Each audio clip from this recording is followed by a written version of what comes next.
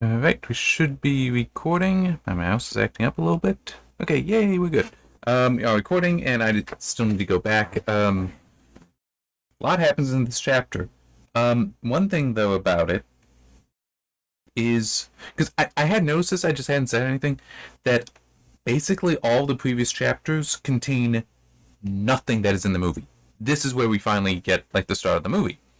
Or at least parts of it. And this is technically a note later, but it's a general thing, so I'll mention it now. It at times feels like things are being repeated, which has me a little concerned. Just the concern is, will it start being constrained by the movie story, as opposed to essentially continuing the things we've seen in the first three chapters? Because this is chapter 4. I think I forgot to say that for Search for Spock. Other things that may have been set up in those three chapters, but then it's like, oh wait, now I have to do this, which now I have to, confine to the movie, which would be very disappointing, because why wouldn't you change the first three chapters to make sure it's all coherent? So yeah, we'll see. And there's also an element of, I get the whole you need to obey the story, you need to follow the story of the movie, because it is a movie novelization. Excuse me. But at the same time, you should allow some freedom for the author to make changes that either to adapt to the medium or just I have an idea that doesn't have to appreciably deviate from the movie, but does deviate from the movie and will make it better. I think you do need to have that freedom. And similarly, because just in case anyone's be like, well, you're an author, obviously you think that's it. If any of my stories were brought to a different medium, such as a film or comic book, something like that. It's some sort of visual medium, since it's not that. Currently, it's a book. They are written books. I would have to allow some deviation. And in some cases, it might be very good. I might be like, yes, it's in fact better than what I could have done. In other cases, it might be neutral, and there might be some where it's like, yeah, I don't like that. I have feeling with I don't like that would be more so why'd you cut this out? I thought that was good. And it might just be we don't have space for it. It's like, you sure we can't make space? Anyway, where the hell does this start? Oh, yeah. This annoys me, by the way. So, David and Savick are on the bridge of the Grissom, looking over the Genesis planet, and is this comment made? The lack of a sun for the world to orbit had enabled the star-forming subroutine. I reject this fully. And without hesitation. I've been complaining, and I'm not just rejecting this so that the complaint can continue to be there. And I'm going to say complaint more than criticism. It is also criticism, but it's a little higher than that. I've already gone through the whole, why would it have made a sun, a star for the planet, if the original plan for the torpedo was to just work on a planet? And it is trying to say here, oh, well, it could tell the plan didn't have a star to orbit, so it just made one of those as well. It's like, no. How the hell would it know? Does the torpedo have advanced sensors that could do that? There's no indication of such a thing. It's also not mentioned here. There's also, would it have worked from within the Reliant? Because remember, the thing detonated within the Reliant. What is it considered close enough as well? Because let's say you shot a Genesis torpedo at Jupiter, which is well outside of the, or even better, let's say Neptune, which would certainly have a lot of mass for actually multiple terrestrial planets. But let's say you shot at that, very far away from the sun. Would it be like, well, I gotta try to make a star because we're outside of the habitable zone, so it has to try to make a new star there, which it couldn't. Neptune doesn't have enough mass, but let's set that aside. Let's say you did that. That's a major problem, because that's not how binary stars don't work like that. The the distance between binary stars is fairly small typically. Like it would be, you'd need to deal with the mass. Like you'd want them to be 2 1/2 solar masses essentially. But if you had a binary star for the sun, it would occupy still within the space of Earth's Earth's orbit. Like it would be much smaller than 1 AU. So yeah, the idea, so it would be, still like that. We would just have 2 glowing orbs instead of 1. And a lot of the gravity would work out the same as long as the total mass is the same. But you couldn't do that with Neptune. So what would the Genesis torpedo do there? So that actually implies that the Genesis device is incredibly flawed then, as far as it has to hit a world in the habitable zone. Because otherwise it might be like, oh, I gotta make a star then. But it's not gonna have the mass. I mean, it's really not a well-designed project. I'm also just thinking, because it even said that in Wrath of Khan, the scales were completely wrong. And I know I'd mentioned that the SETI Alpha system was half a light year away from the Mutara Nebula. No. No. And also they'd gotten there from Regulus 1 with just Impulse in like minutes or hours. Impulse tops out, canonically I'm pretty sure it is, 1/2 the speed of light. So you're light hours at most away from Regulus 1. That's a fraction of half a light year. So if Regulus has a star there, I'm okay with the idea of... so I guess I should... No, you'd not have Regulus and SETI Alpha within half a light year of each other. That's ridiculous. But it is not unreasonable to have planetary systems, solar systems, within or next to a nebula. They would form. It's like they would. Some of them do form in nebulas and then just continue to travel outside of them. It's actually one thing that I do wonder about, because I've never seen a mention. Maybe I should try asking an AI, because that might help. No, legitimately, that might be, one of the LLMs that you can access. That might be a good thing to try to ask because of the natural language processing. But to ask about what... I'm not going to do it now, though. What we know about the pre-sun star. Like what... Because the sun is a second generation star. The planet and Earth is clearly from at least one generation after...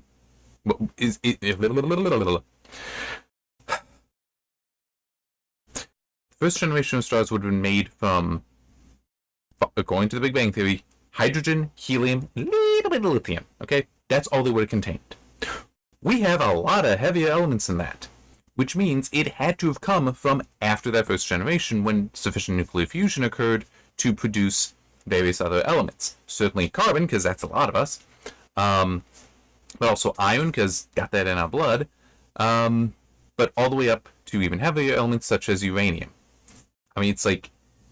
And uranium, because I did a video talking about nuclear synthesis a while ago. Oh, crap, I don't remember the name of the video. That I might be able to find quickly. But it was basically me just talking about how I really, really hate the idea of... Hang on, you know what? Can I get it in here? Haha! Okay, I'm not sure, but I've got... Oh, wow, they're both over a year old now. Cool. Let's build a spaceship, manufacturing materials 3 and manufacturing materials 4, if you look at... It's probably one of those two. Yes, it should be one of those two. 3 is likely me complaining about how, even in Star Trek, they do just decide, oh yeah, here's another element. It's like, no.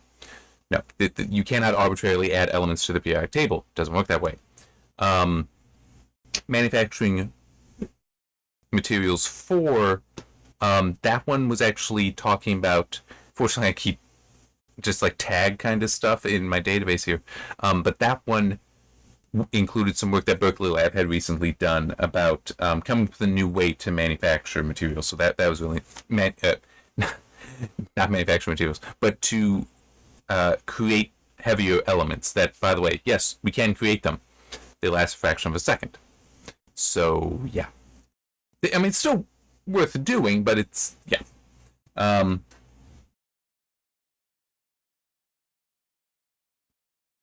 Sorry, I know I'm just getting a little far off. My brain is not firing on all cylinders. I think they're all moving at least, so that's positive. But yeah, so it's that's right. I was just trying to remember, how did I get on?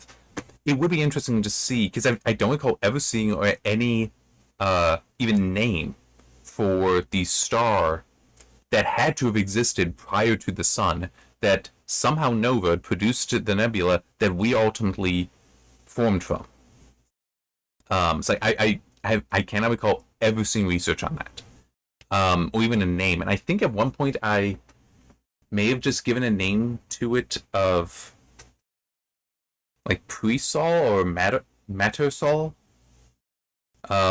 So Sol, S-O-L, because that's name for the sun, and Matter for mother, M-A-T-E-R, the Latin for it. In fact, I can't believe that Sol is also Latin. Could be wrong on that, but because it actually does kind of come up with with something that happens in the 50s in the Children Gifts, but that's a different story, not science fiction, and I really need to move on with talking about this one. But it still is, no, I reject the idea that it's like, oh yeah, we'll just make a star. It's like, it's not that easy. Moving on. Okay. David was still trying to convince himself that everything really had evolved nearly the way the Genesis team intended, in reference to the vines, only a little more so. He was not ready to admit any serious doubts to himself, much less discuss them with anyone, even Savick. So this is because they're on the bridge together. I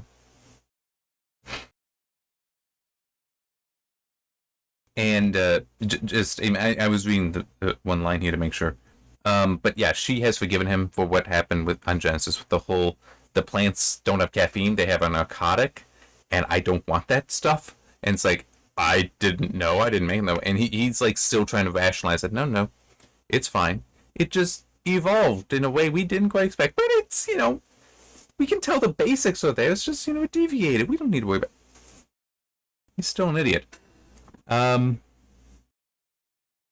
yeah, and also I also did put in there, he's not a very good scientist. But he might be pretty realistic with the whole, I had something that went actually very, very different from what it was supposed to.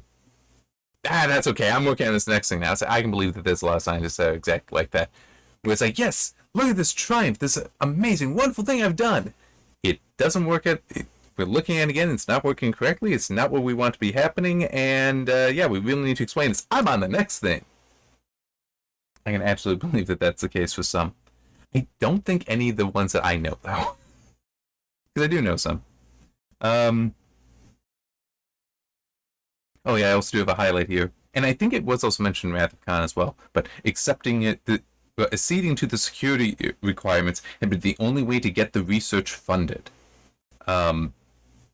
Just mentioning that he doesn't like how security is so tight on the Grissom, and that he does believe that they don't even want him there, and it's like he made the damn thing, and so they're forced to have him on board.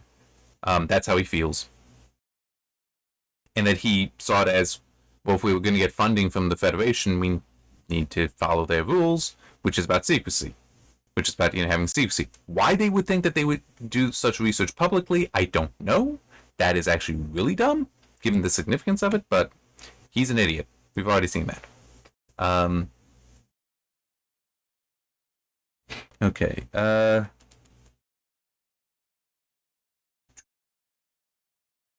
But, oh, yeah, I just have it in there. And also, as I said, I'm pretty sure it was mentioned in Wrath of Khan as well, the novelization, that is, that, see, the Federation does have money. What else would the funds be for? Yeah, there's also this. So they're scanning and seeing the different biomes there. Excuse me. I don't know why it is that it's always when I do these videos, start talking, I get irpy like that. Sorry. He himself had pushed for trying to make Genesis a shirt-sleeve environment from pole to pole. That would have been quite a challenge. He was, however, outvoted. So they're talking, because they're seeing the different biomes on there. And I'm just thinking, dude, not how climates work. Sorry, it's like, he's supposed to be a scientist and he doesn't understand biomes and seasons. He doesn't understand. Which then, is it in here? Well, is it right here? Okay. Yeah, but let me get to this first. For a time, the team had engaged in a sort of informal competition to see who could design the most complicated conditions within the smallest area. So having all the different biomes basically abutting each other. The trouble was, Carol eventually declared the competition out of hand and said she would not include any of the results in the Genesis device. Maybe she changed her mind, David thought, because was actually starting to see this, where there were multiple biomes very near each other. Which is actually, especially with the whole, Carol said, no, well, maybe she changed her mind. No, it is malfunctioning. It is not how it's supposed to be. So I put in the notes, just as far as the question of terraforming is concerned, what would be best? That you do program them, map them out directly, which is what they supposedly did with the Genesis cave. Having be procedural, like, say, Minecraft, where it just does generate all the different environments. Some do go next to each other. I'm not sure how much logic there is as far as what can go next to what. It's been a while since I've even launched Minecraft.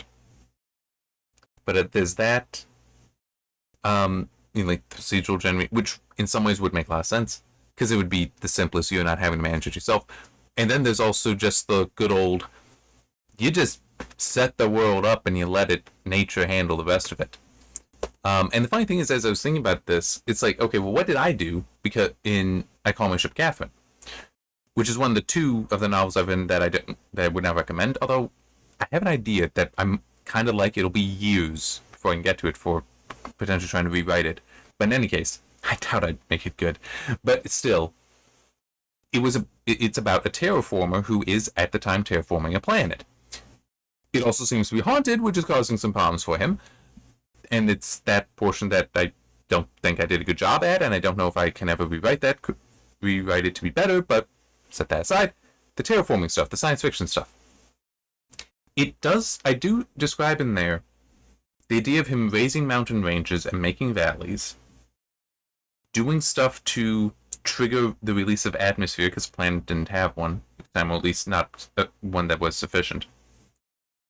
But I think that by and large it would have been no, we're letting nature take its course, but we are, he was raising mountains up in part to impact weather patterns, because weather in the Great Plains is heavily impacted by the Rockies and the Sierra Nevadas. I think that's the other mountain range there.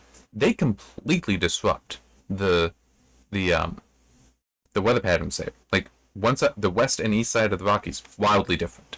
I'm not sure if the Appalachians have as large an impact, but then it's also outside of the Appalachians, east of the Appalachians, west of the Rockies, you kind of get into ocean pretty damn quick. But it's also, I know here, because Northeast Ohio, we got the Great Lakes. That's a lot of just flat surface for winds to build up on.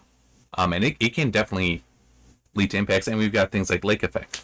Now, you might not be able to control to make sure that, hey, snow melt collects and forms Great Lakes, something akin to the Great Lakes, or inland seas. But you could still be like, okay, I'm going to put in valleys here so that water can collect. So it's like, you could do stuff like that and hope it turns out the right way. That's something that some amount of just knowing the science and some amount of experience would allow you to do. But yeah, so that does seem the most reasonable to me than what they're trying to depict here. And it's also, as I said, you can't put some of these biomes against each other, because it's like climate is a massive thing. yeah, it is a massive thing. You can't have a sudden change. That's also part of it. You cannot have a discontinuous, essentially, change in any metric for the environment. Like, you can't go high air pressure to low air pressure. You can't go from high temperature to low temperature suddenly at a singular interface. It has, it can't be a square wave. It has to be at a slant. So the idea, so that means that there's always going to be that distance between two biomes and potentially another biome in between. So you're going to have larger interfaces there. So yeah, it's just...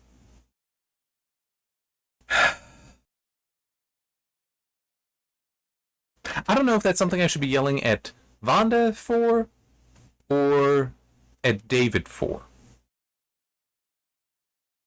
Because it could be either Vonda didn't realize this, which I kind of don't want to go with. Because she's been doing... I feel like the writing. I don't want to do that. But yes, she's a woman. I did look her up to see what else she had written.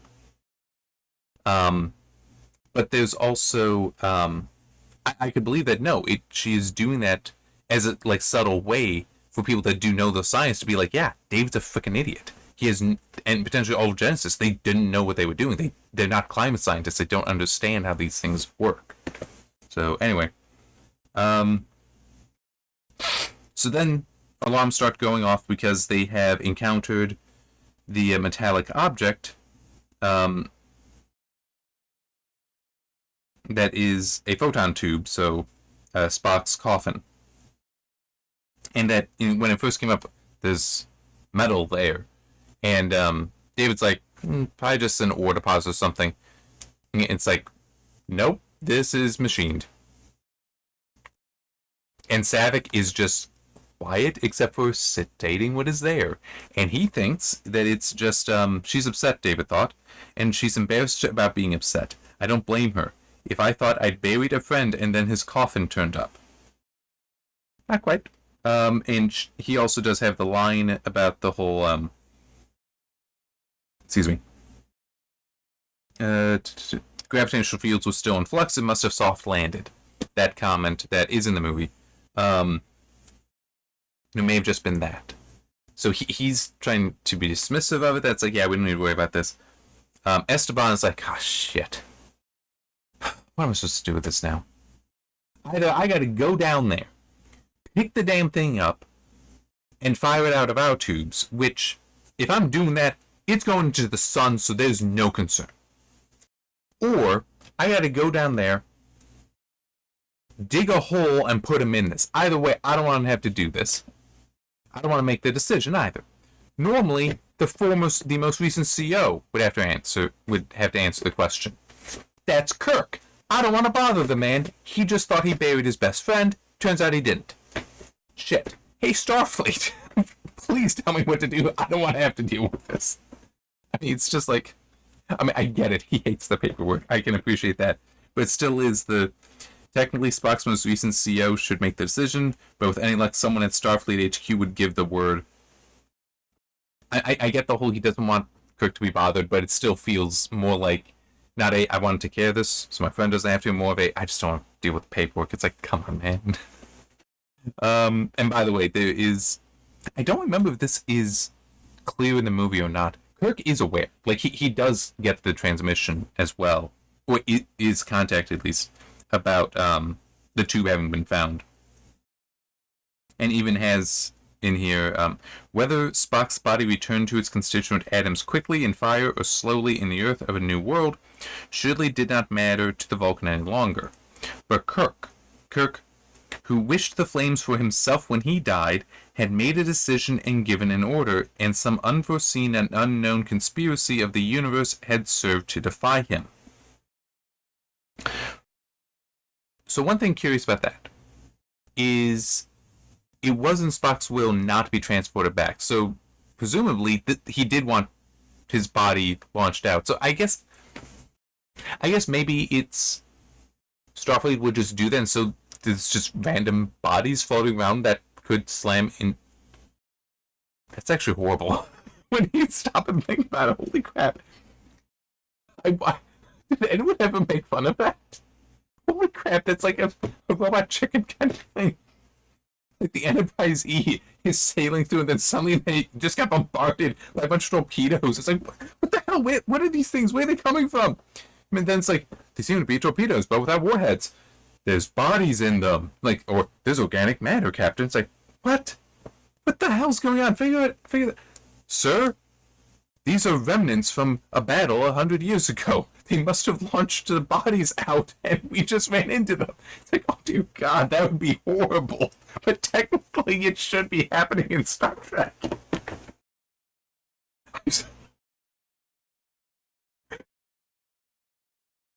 I'm sorry. It is just like, holy crap. I get the desire to dispose of the bodies that way. But it's like, oh my God, there are. That's a horrible consequence. I mean, it's unlikely. It's so unlikely. I mean, it's like Ripley in Aliens being found 70 years later because the shuttle thing like slipped through the shipping lanes without being noticed for that long. That would actually be, it would be something like that happening, but it's also, you really can't just leave these things out there. You have to aim them at a planet, or you have to aim them at a star. Because you need them to be destroyed.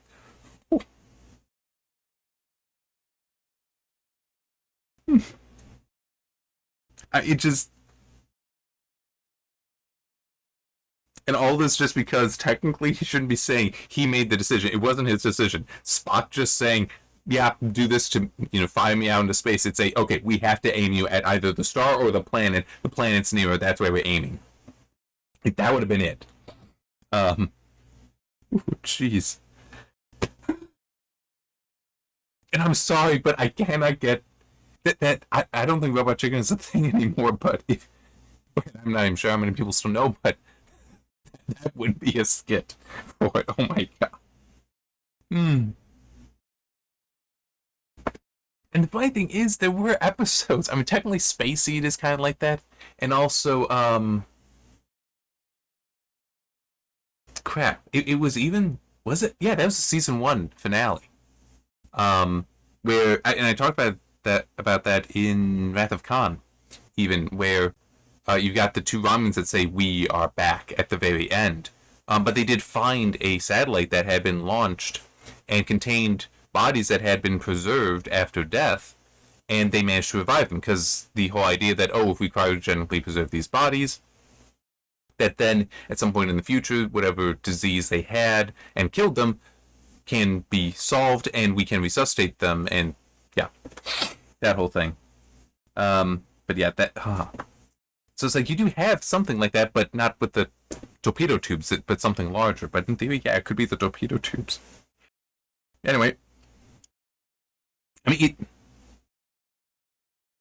I get it's meant to mirror the whole burial at sea concept, but there's also that part of me that kind of feels like, you know what, you've got nuclear fusion reactors on these things. You've also got the matter-antimatter reactors, both of which are going to output massive amounts of heat. And certainly you will be venting some of that plasma. Sounds like a crematory to me. Okay, so continuing on. Actually, I need to check my notes to see where...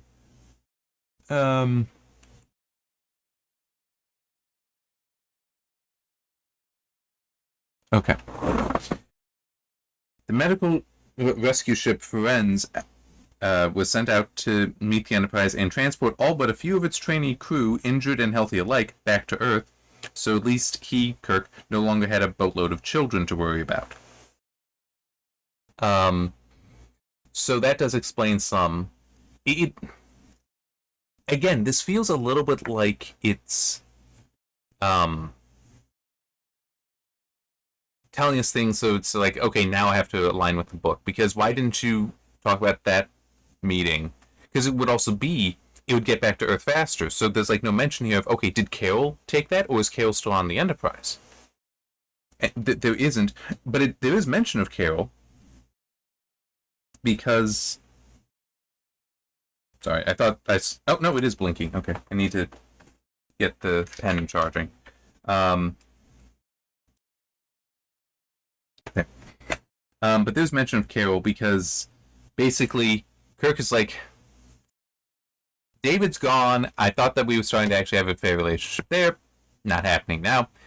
I pissed off Carol and I thought that relationship was one that could be picked up. And now she's gone.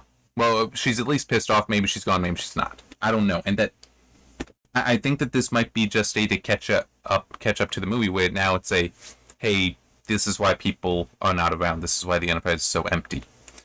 I'm like only 3 pages into this chapter. I've got so much to go through. I also need to get a drink of water, so I'm going to pause the video. Alright, continuing. And actually, I forgot one thing. So, Kirk wanted to go back to SETI Alpha 5 to pick up the Reliant crew. And he even argued, the Enterprise is fully capable of carrying out this mission, Kirk had said. And HQ replied with a fine disregard for irony, but Admiral, your ship is dangerously short-handed. So it's basically, wait, you just sent the ship to leave us short-handed, and now you're not letting us do this, where we'd also be picking up experienced crew that would leave us no longer short-handed. It's just, yeah, that might just be a, military is military. But there's also an element of, because I don't remember if it was before or after that, or this next thing that I want to read, that basically he's starting to feel like, why am I being ostracized? Like, why am I not being told what's up with the Genesis? Which is odd, because he should have access to that information. He should know it. But there's also an element of, I don't know how public the information is. It does seem very odd. Because, like, this is technically still just days later, and somehow it's so many people are aware of the Genesis effect, the Genesis device. And it's, how is that information getting out? This should have been very easy to control. But it could also be, this is why we are the as many cadets as possible. We're putting on this other ship where they can be controlled. The Enterprise is keeping its officers and as much crew as it needs, but it's coming home because we don't want you talk. The Reliant crew, they don't know anything that happened. They don't know anything about Genesis actually occurring. But everybody on the Enterprise does. So it's like, okay, the cadets that we can basically just tell, you never talk about this again, or or we kick you out of the academy. That's gonna piss them off. And then the officers, well, that's gonna keep them from talking, because it's like, no. But the officers, they're going to be hard to deal with. So I have a feeling that might be some of what's being set up here. It'll be in subsequent chapters that we find out. But anyway. How much refit time will it take to get the ship out again? 8 weeks, sir. Kirk started to protest, but before he could get a word out, Scott spoke again. But you didn't have 8 weeks, so I'll do it for you in 2. It's not as bad, but it still is writing with that accent, and I don't like it much. But anyhow, Kirk had the feeling that Scott had been waiting for a very long time to spring that line on him. I approve. In the same spirit, he said, Mr. Scott, have you always multiplied your repair estimates by a factor of 4? Certainly, sir. How else would you expect me to keep my reputation as a miracle worker? That, by the way, that line not written with the accent, so... Yeah, that is one of the absolute classic lines from the movie that plenty of people do repeat. It's also around here that I mentioned the repetition. I'm trying to remember, is it in the movie? It is mentioned in here about Scotty has been getting the ship as close to automate as possible. In fact, the work will be done.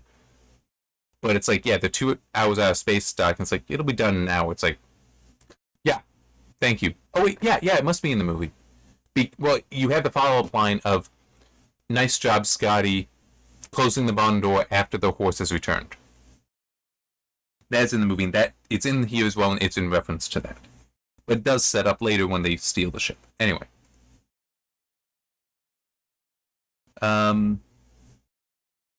Actually, I guess this might be, unless it happens again late, so in the movie we get the whole Bones is broken into Spock's quarters. We get that. And some of the lines there. That has not happened yet. It could still happen. Don't know. But we do get Kirk gets on the turbo lift. And Bones comes in. And is definitely like... Is he McCoy? Is he Bones? Is he starting to merge? Some of it does seem like that. We'll be orbiting Earth in 2 hours, Kirk said. Then we are heading in the wrong direction. He spoke as if to the air, without turning towards Kirk, without taking his gaze from the ceiling. Bones, don't do this. This is me, Jim, your friend. When McCoy spoke, his voice took on a peculiar low timbre. And I have been, and always shall be yours. Kirk suddenly shivered. The chill of fear infuriated him. He wanted to grab McCoy and shake him back to his senses. Damn it, Bones. Don't quote Spock to me. I have enough pain of my own. I don't need your self-indulgence. There's a little bit more here. You left me on Genesis. Why did you do that? What the hell are you saying? McCoy blinked slowly, then suddenly reacted to what he himself had just said. I don't know. Why did we leave Spock? So that why did we leave Spock is where I'm thinking that there might be a merging of the personalities, because that's a question Bones is asking. But he can only ask that question because of the influence from Spock. Which at other times it seems like he's hearing his voice and can kind of be aware of it. Like he has a memory of it, but he's not the one saying the words necessarily. But this, it seems more merging together. And we do also get a line, I can't get it out of my head, Jim. I'd give the whole state of Georgia if someone could tell me why. Okay.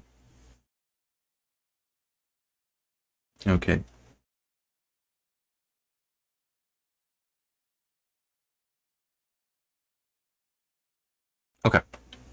So, cut back to the mercenary ship with Valkyrie, who knows it's about time to see Krug.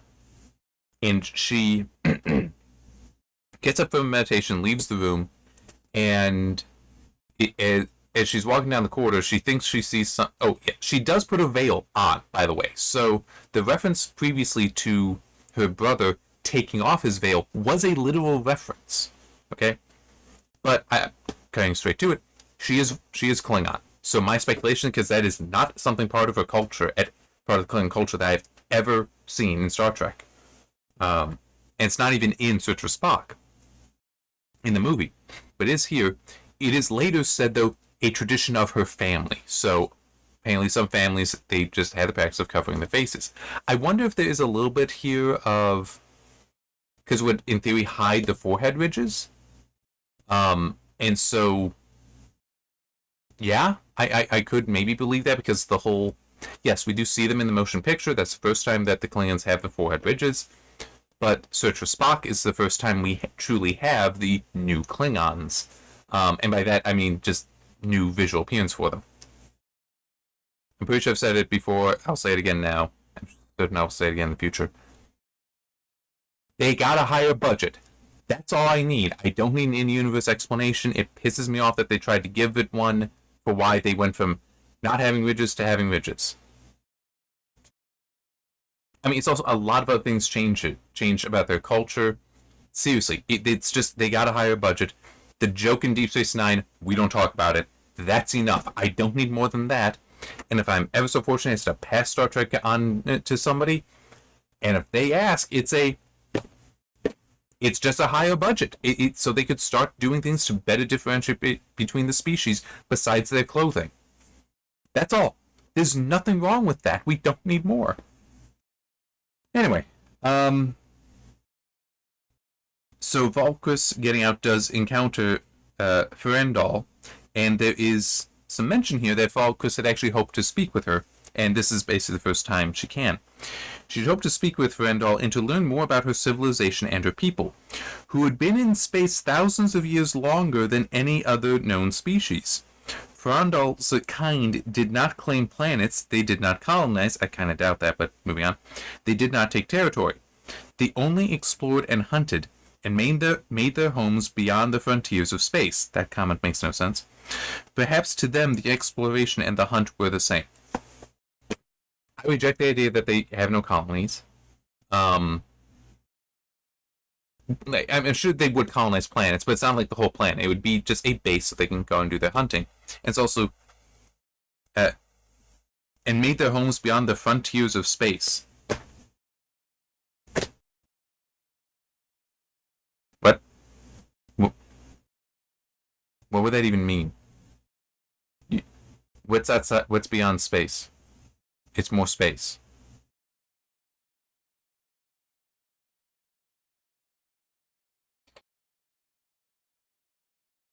I will grant this about my comment about how I think they would have colonies. I do not recall with Voyager because this idea, the description here did make me think of the Hirogen from Voyager.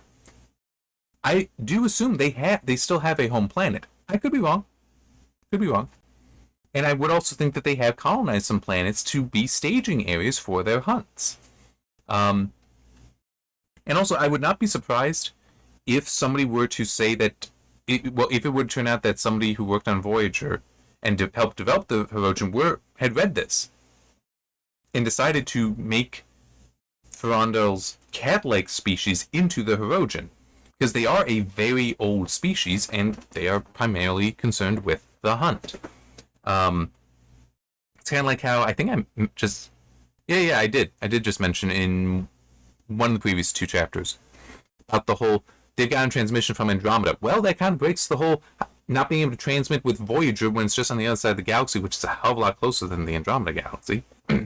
But that the Hirogen were at least using a network of satellites, well, of space stations to communicate across quadrants. They either were just using them or they had built them. They were very ancient, so I'm just not sure if it was, but technically, if it is a yes, the Hirogen based on this, then yeah, the idea that they do have ancient infrastructure they put in place to facilitate their hunts, which I think would include planetary colonies, not necessarily a large one, but would include them. It's like, yeah, I think it is possible that this is proto-Hirogen. And by the way, I will just say, I am actually good with the Hirogen. There's a lot of things about Voyager I did not like. The Hirogen would not be on that list. The Hirogen are kind of neat. I like them better than the Borg, at least what they made the Borg into, which was a civilization instead of just a predator. The Borg, when first introduced, in some ways the collective, there's individual drones, the collective, and then the Queen. Individual drones, Borg with Hugh, cool. Descent, parts 1 and 2, not so great. Queen stuff, and I associate all of basically, the Borg are just a super advanced civilization. It is being with the Queen stuff, it's like, don't like that, but the collective to me maintains that predator type thing. It's like, that's what the Borg should be, and I dislike that Voyager did make it more the Queen portion, and the individual drone as well. It's like, give me the collective, that's what I wanted to be. It's like, yeah, so that, don't care much for. The Hirogen are cool. 847-2, it would have been neat if they could explore that more. The Kazon, nah. Borg were better than Kazon. Anyway, so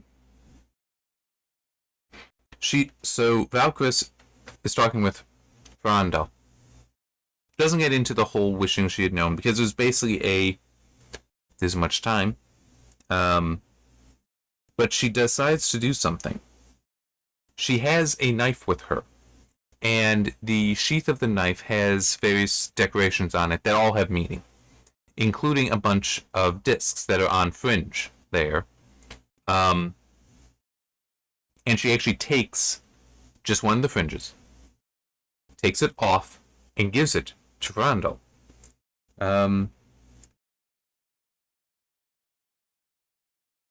Crap, where is it?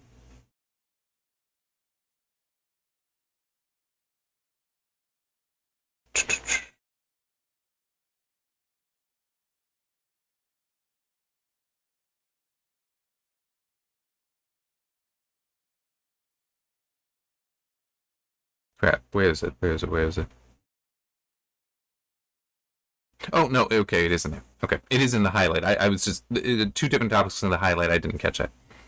One of the discs is black. And Frondel, seeing that, asks about it, but she specifically asks, who is this? Because as I said, each disc represents something. Valkyrus is not completely traditional, because normally there would be a disc for like every family member, but she has just the one there that is for her brother. It is my brother, Kyosen. He or any member of my bloodline would recognize what you hold and honor it. Frendel looked up at her, seeking the explanations that Valkyrus could not speak aloud. Milady passenger, Frondel said, your hand is bleeding. Yes, Valkyrus said, it does not matter, and then she leaves.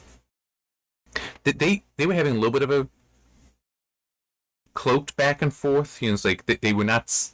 There was more communication than just what was being said kind of thing, being between the lines. And Frondel with this is like... Because this is very significant, this being given to her. It's like, I need to make up my mind what I'm about to do very rapidly. Yep. Goes off, bangs on the door to the dude that she had kind of squabbled with before, attacked before, but it's like, I mean, they're friends. They are friends. It's just how they get along. It's like, you want to get up?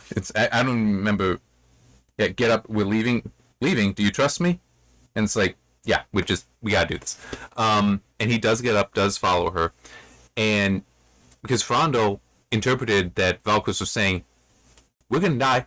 I'm giving you, and you know what? For whatever reason, I like you. On a whim, take this, leave. She knew, and the bleeding hand, and that it does not matter anymore, is like, this is a bad situation. Frondel's like, I know, we're out. Which is also something else here, and I am very curious what this is going to ultimately become. With its adornment of electronically readable glass chip records hung heavy in her hands. So, Valkyrus has also just snuck out some data. I don't know what data. It'll be interesting to find out. But it's also the whole, you show to any member of my family, they'll know what to do with it. There's so much going on there. Yeah. We do finally get... Okay, so as I said, she has her veil on, so no one has seen her. Don't give me a Klingon mumbo-jumbo. There ain't another vessel in this whole damn sector, the captain says as Valkyrus arrives on the bridge. Because he knows that she is Klingon. No one else knew. And everyone else is like, shit. Because they're like, yeah, we're kind of renegade Federation, but we're still Federation, man. But why are we doing business with the Klingons? I mean, they're not saying that, but it's like, this is not the situation I want us to be in. Complete with voice cracking, I'm sure, is what's going on in their head.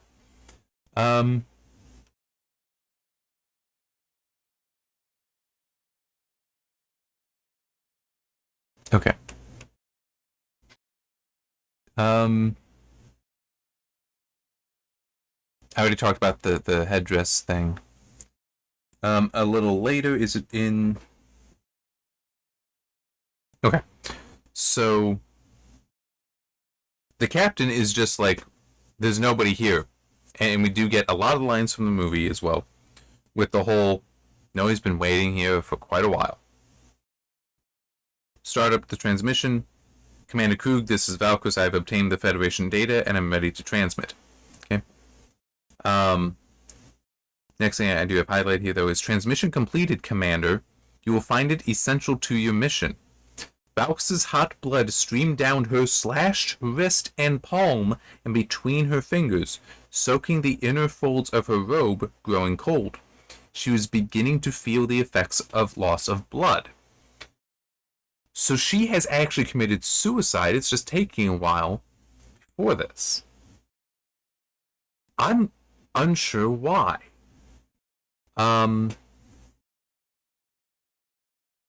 It could be... Because what we do get a little later in this is this mission has somehow restored her family to honor. I'm not sure how. Like Krug is going to pay her family, so they will be restored to honor. But I guess it is maybe it's Valkos had failed at preserving the honor before, and it's just now that that honor has been returned, she must die so that she cannot. It's just a statement of honor that I will not be here to potentially tarnish it again, kind of thing. Which, I mean, maybe, I'm not sure, but she has done that herself to ensure it. But she is also well aware Krug's gonna also destroy the ship, so it's, yeah. In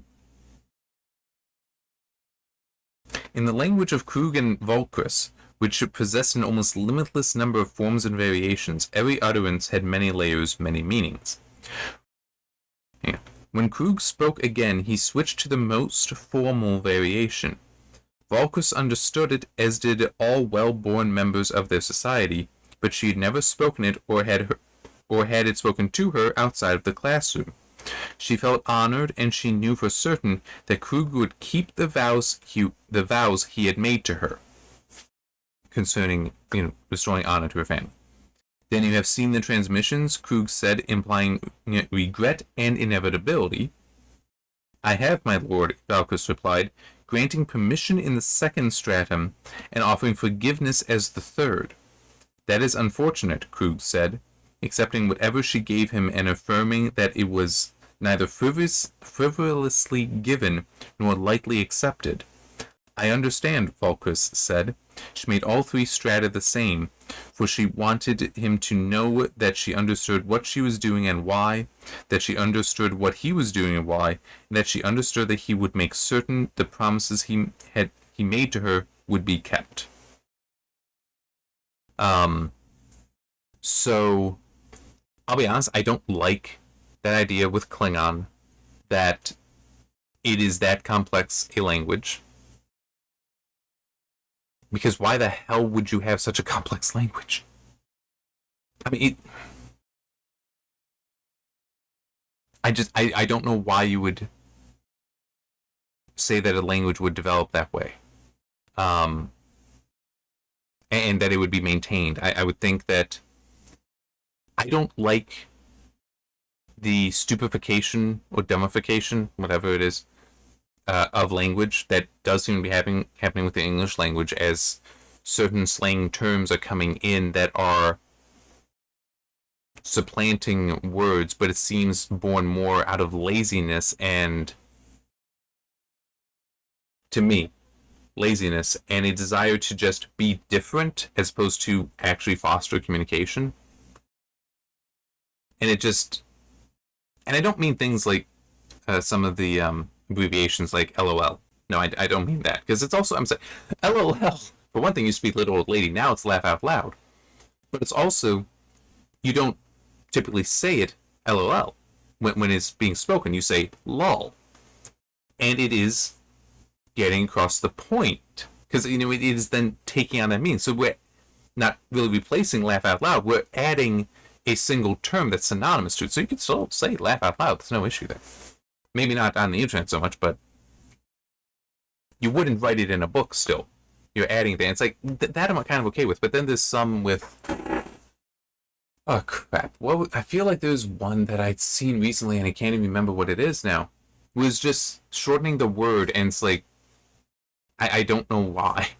It seemed to me exactly what I said. That it's like out of laziness and to just be different. And it's like, why? Being different isn't helping you communicate. It's to other people potentially making it sound stupid. Like you don't know the full word. And I'm saying that's somebody who has trouble pronouncing words. Anyway, so yeah, but I do feel there would be a middle ground. Now there is one exception that I can think of that kind of could work with Klingon, including with my headcanon for it. Because I do believe that their culture is deeply important to them. Like, especially Klingon opera and poetry and such. Opera and poetry kind of go together. Well, their songs, at least, would also be kind of poetic. I could believe that it would be taught where, like, you would have operas that would have it be, like, there's an operatic Klingon that has those different layers. That's the formal Klingon being referenced here. And because it's such an important aspect of their culture, they would teach that. they would teach it to their children. It would be like with Shakespeare, if you had if iambic pentameter were a formal version of English, and it's like, no, you are expected to speak in that in certain circumstances, so everyone is taught Shakespeare. It would be something kind of like that, which is not the case. Thankfully, I don't think I could have done that, but I could see it kind of sort of being like that. But that would be indicating a specific way that the culture would have developed that I like as my headcanon, but I don't think it's necessarily supported in Star Trek lore. So, yeah. So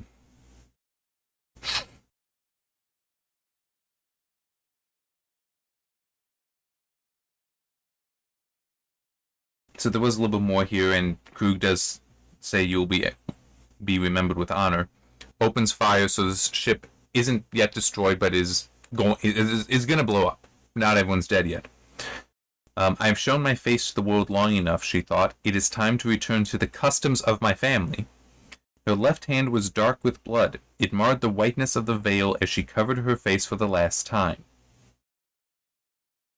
So she was already going to die because of slitting her wrist. But it is also... She has accepted this death and even forgiven Krug for that. Which, as I said, it might just be a kind of... I need... Family's honor is restored, the purpose of my life is fulfilled, and my continued existence endangers that, so I'm gone. I have to die, so slit her own wrist to ensure it, but it's still a Krug, I've forgiven you for this, you do need to do this, and I accept that. So what the hell happens with... So I just wanted to check here. Oh yeah, okay. So what the hell happened with Ferndal and the human Tran? They boarded a scout ship, and the captain felt a little shudder from it launching, but was like, I don't know. Didn't really worry about it. Ferndal is very skilled, not just as a navigator, but as a pilot, it seems, and kept a scout ship that they were in next to the larger ship. So it wouldn't be picked up on its sensors, but also it's not picked up by the bird of prey even. So that's impressive. I even made a note. How does that get avoided? Stayed there, so when the ship blew up, was like, oh crap, hit the thrusters to kick the scout ship away to survive, but then had it tumbling, so it would look like it's just part of the debris. But then it's like, okay, even I'm getting nauseous, slow that down, okay, that's better. And then just waited until the bird of prey left, which, by the way, isn't named a bird of prey yet, but is described as moving its wings like a hawk. So it is actually kind of a neat description. But Ferndal is like, well, hang on, at the instant of the explosion, Ferndal hit the acceleration hard, cut it just as abruptly, and fired all the steering rockets at once. So she's like, we are alive! Because the Klingon ship fled. Well, has already left. And it's like, okay, we do not have enough fuel to get to the nearest inhabited planet. So, low fuel, highest efficiency path to a shipping lane where hopefully we'll be picked up. That's the plan. But she's doing this herself, her friend, the only two survivors of this, which I don't know how much she has to talk about that, but she has that fringe with the discs, and it's like, I am very curious. I'm very curious about what that is going to be. And this is a significant deviation from the movie, but it may... So this would indicate then that Vonda was still having some freedom here, even though it felt, as I said, at times like it's repeating stuff to make sure it aligns with the movie. But this definitely suggests a level of freedom. We'll see what happens, and I'm very, very curious. You have to pay this off, though, in this book. Do not pay this off in a later book. And it could even be she gets picked up, it gets recognized, and it's just like that is another record of Genesis now that the Klingons could have. I mean, it could be where it's like the Federation would still have the data, but might decide after what happens in this with the planet exploding that it's all unstable, we can't use this, but the Klingons could have it and decide, well, we're going to investigate it now anyway. Don't know. I do not know. That's pure speculation, but I am very much looking forward to finding out. Then we get some information on Maltz. Krug glanced at his assistant. As usual, Maltz reacted badly to ambush. The officer was deplorably sensitive to violence. Krug kept him on because he was an excellent administrator and follower of orders, because Maltz seldom thought for himself, and because while he might betray Krug, anyone might become a betrayer, he would never challenge his commander. It was inconceivable that any of their superiors would consider Maltz a suitable replacement for Krug. So I find that interesting. This idea that... Okay, then we get back to the Grissom in the next chapter. That Maltz is not really a traditional warrior Klingon, or he has certain scruples like, no, we can't do this as an ambush. What are you talking about? Maybe, don't know. But that he is still of value as he is to Krug. So I'm curious about this, and I wonder if that's also kind of setting up an explanation for why Kirk can go Maltz Chorichu? Is that it? I don't really remember. Maybe it'll have the Klingon in there and I can try to pronounce it better then, or... I mean, I'm just going by my memory. When he's giving the order of Maltz, beam me up, maybe that's part of how... It's like he just follows orders. It's like, that didn't much sound like Krug, but whatever. Beam him up anyway. Oh, that's a human. Ah. Don't know. We'll find out. We will find out. And one last thing, that do you have any of this more of a general? No explanation for how Valkyries could have acquired the knowledge of Genesis, which broad awareness of Genesis would only have been known now for a few days, and she seemingly got it right away. Now, it's also possible that she actually had these plans before the events of Wrath of Khan, even. That she had been working to acquire them, that something had leaked about Genesis. I mean, it is also... I hope we find out. But it is also true that a bunch of people that were at Space Lab were on vacation, so maybe some of them leaked something, and that was enough for somebody to find more records, and then that's what she transmitted to Krug, who is going to review them alone in his cabin. So we'll also find out, maybe he doesn't have full knowledge of it either. He only has partial. We'll find out. But yeah, I am definitely curious, and very much looking forward to continue reading in this, unfortunately, rather long video. Sorry.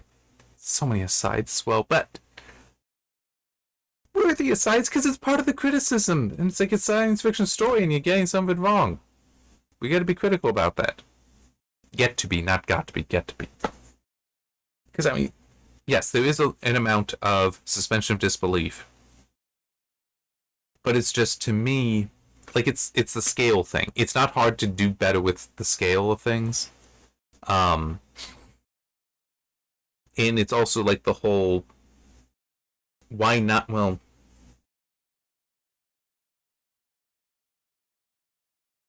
Yeah, I don't really know how you can explain the Genesis planet having a star that wasn't already there. Like, you just need to have it there, but if the star is actually on, its solar wind kicks out a lot of dust. Like, that's one thing that's actually kind of neat about, at least the theories for solar system formation, is you'll have the protostar where fusion hasn't started yet, but so much gas and dust has collected together that just the pressure of gravity is warming it. So we'll be glowing even. By the way, Jupiter and Saturn actually release more energy to... Although some of that is also from gravity. But they're actually responsible for more energy landing on their moons than the sun is. Yeah. So they're doing that. But it's still, the planets can actually already form. They might not be completely solid yet or cooled off. In the case of a terrestrial planet, it might not be there yet. But you have the protostar. But eventually, and you still have a lot of dust around it. But once nuclear fusion kicks in, the star will basically go ooh, like that, because now you actually have the outward force besides just pressure, and will start producing the solar wind that will actually drive a lot of the dust out. So it creates the relatively clear volume within where the planets typically are. I'm true, it'll take a while to do that, but it's still that is one of those neat things. Technically, then you shouldn't have just a star floating through the dust of a nebula. But still, I mean, it's by that I just mean you would have a volume space likely around the star that's clear. That's what I mean by that, by not having floating around. So I'm not sure where you could get a star for it, unless it is just it formed it in the regular system. Mutara Nebula just happens to overlap some. I don't know. I guess it's more of a. I'd prefer we just ignored it and let the suspension of disbelief be that it even has a star. It's like, yes, of course it has a star. Don't ask where it came from. I feel like I'd be more comfortable with that than trying to say that, oh yeah, it's somehow new to kick in the subroutine to make a star.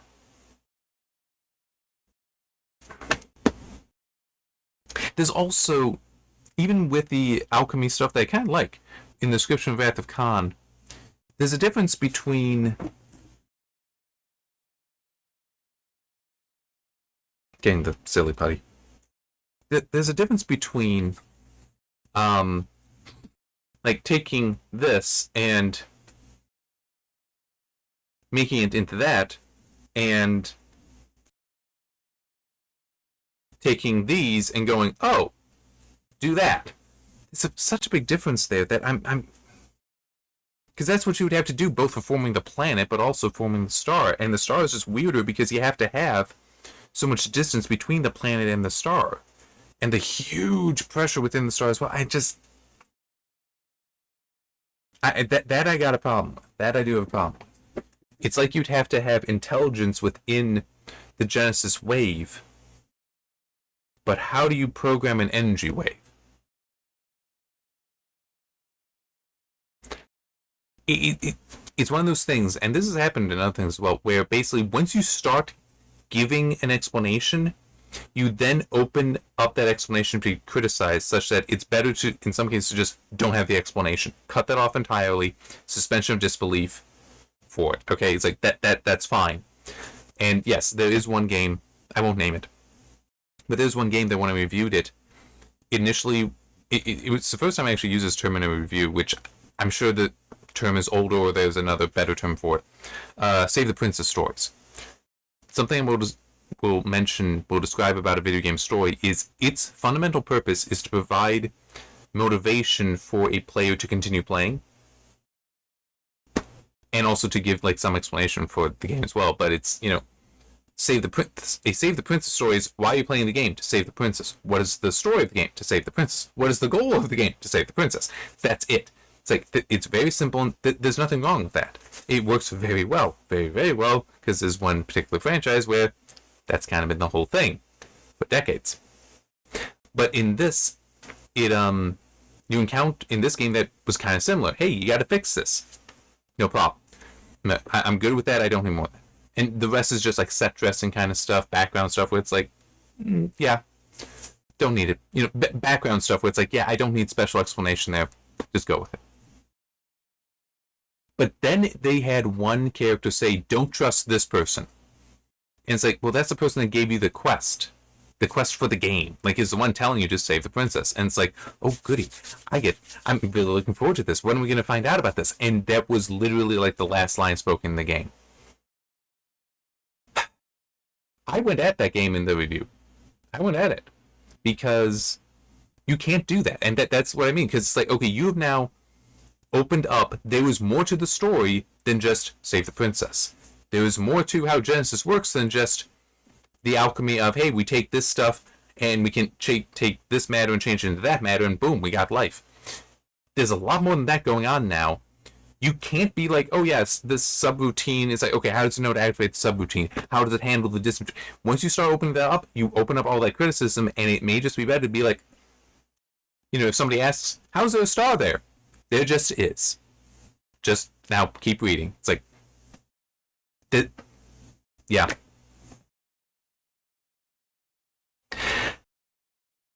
It sucks that you can't always give an explanation, or that there are times when you shouldn't.